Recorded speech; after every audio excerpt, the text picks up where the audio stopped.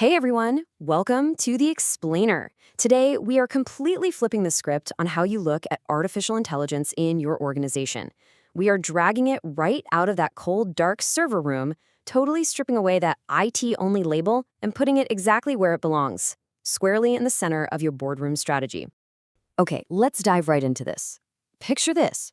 It's 2024, and a Kenyan bank rolls out this shiny, brand new AI credit scoring model. At first, everyone is absolutely thrilled about the efficiency, right? But then, just a few months in, an internal review uncovers a literal boardroom nightmare. The model was systematically underscoring loan applicants from two very specific counties. Now, here's the thing. This wasn't some deliberate, malicious design. It happened because the historical training data they used just reflected decades of underinvestment in those particular regions. The bank had moved so incredibly fast to cut costs and streamline things. But that rapid deployment, it led straight to invisible bias and created an absolutely massive compliance problem. So what actually went wrong here? Well, the culprit wasn't bad code. It was a classic, textbook case of something called model drift.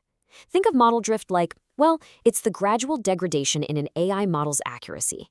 It happens when the real-world data the model encounters out there in the wild changes from the specific data it was originally trained on.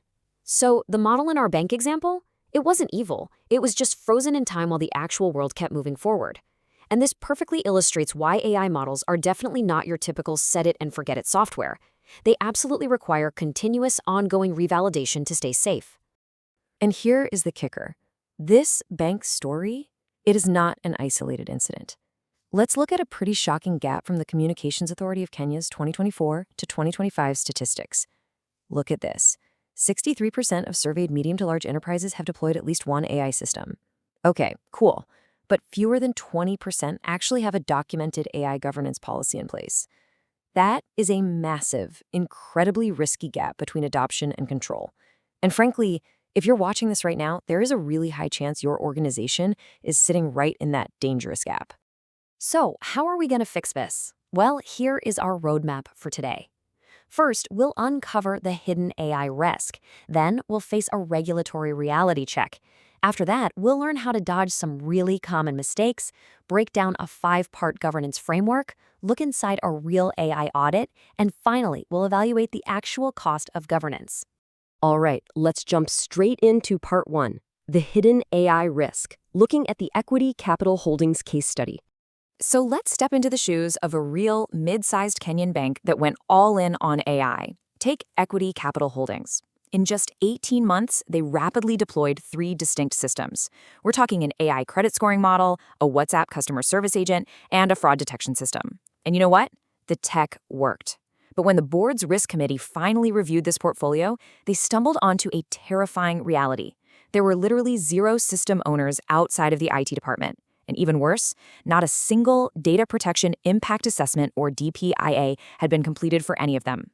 Discovering this kind of gap a year and a half into deployment proves a really harsh lesson. AI is a massive organizational risk, not just a fun little IT pet project. Which brings us to part 2, the regulatory reality check under the Data Protection Act of 2019. Guys, the threat hanging over these unmonitored AI systems is heavy, and it is immediate. Under Kenya's Data Protection Act of 2019, the Office of the Data Protection Commissioner, the ODPC, enforces strictly rigid rules on any system processing personal data. If your AI system steps out of line and violates these rules, the ODPC can hit you with severe penalties of up to 5 million Kenyan shillings, or 1% of your annual turnover per violation.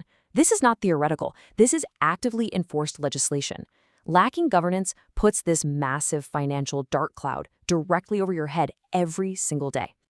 Let's move on to part 3, avoiding common AI mistakes. Let's clear up a dangerous misconception that so many Kenyan enterprises currently hold about AI risk, which is conflating AI ethics with AI governance. They are not the same thing. AI ethics, that involves broad commitments to fairness. It's essentially a corporate mission statement, a nice to have. But AI governance, that means hard operational processes. It means strict audit schedules and a dedicated budget. Let me be clear, regulators do not just want to hear about your good intentions or read a nice ethics statement on your website.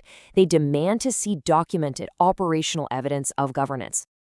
Another really critical mistake is misplacing accountability.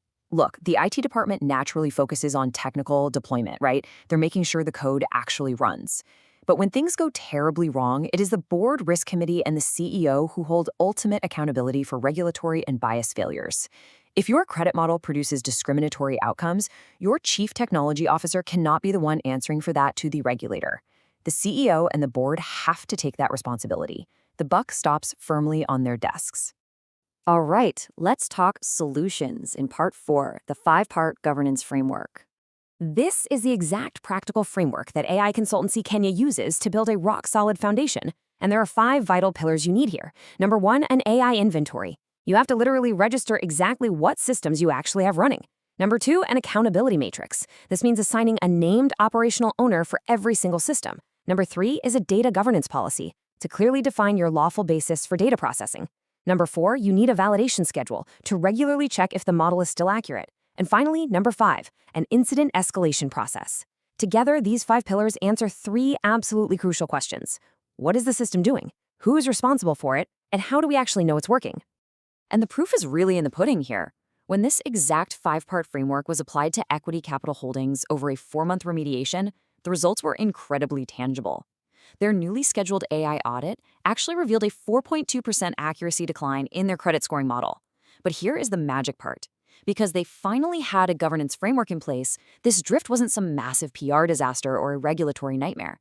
It was caught internally, quietly, and quickly recalibrated by their team. They successfully took an unknown compounding risk and turned it into a completely manageable routine fix. And this brilliantly illustrates part 5, inside a real AI audit. Look, continuous compliance is totally within your reach.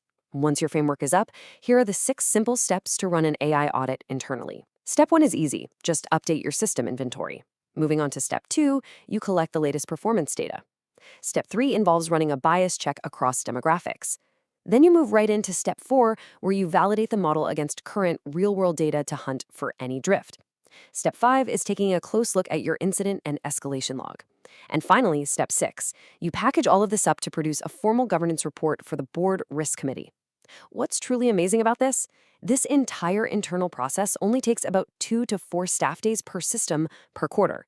It really makes keeping your AI safe highly accessible and operationally sustainable. Finally, let's wrap up with part 6, the cost of governance. Let's talk numbers, because this is where the rubber meets the road for frameworks in Kenya. If you are an SME running, say, 1 to 5 AI systems, an operational governance framework costs roughly between 60,000 and 120,000 Kenyan shillings to set up. Now compare that incredibly modest setup cost to the alternative, a potential 5 million shilling ODPC fine per violation. Wow, right? When you do the math, investing in an operational framework isn't just some boring compliance exercise. It is an absolute financial necessity that protects your entire bottom line. Which brings us to the absolute core thesis of today's explainer. Governance is not a brake on AI adoption, it is what makes fast AI adoption safe. Think of it exactly like the brakes on a high-performance sports car. You don't install brakes so you can drive slowly, you have them so you can drive incredibly fast without crashing. When you have clear decision rules, a solid accountability matrix, and a strict audit schedule in place, your organization can deploy new technology rapidly, because you are doing it with complete 100% board confidence. You aren't just guessing if your systems are compliant, you know for sure that they are. So, I'm going to leave you with this one final, provocative thought. Think about your own organization for a second. If your AI system fails tomorrow, who answers to the board?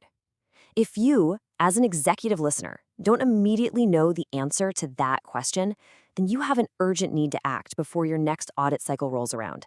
Seriously, do not wait for a massive failure to force your hand.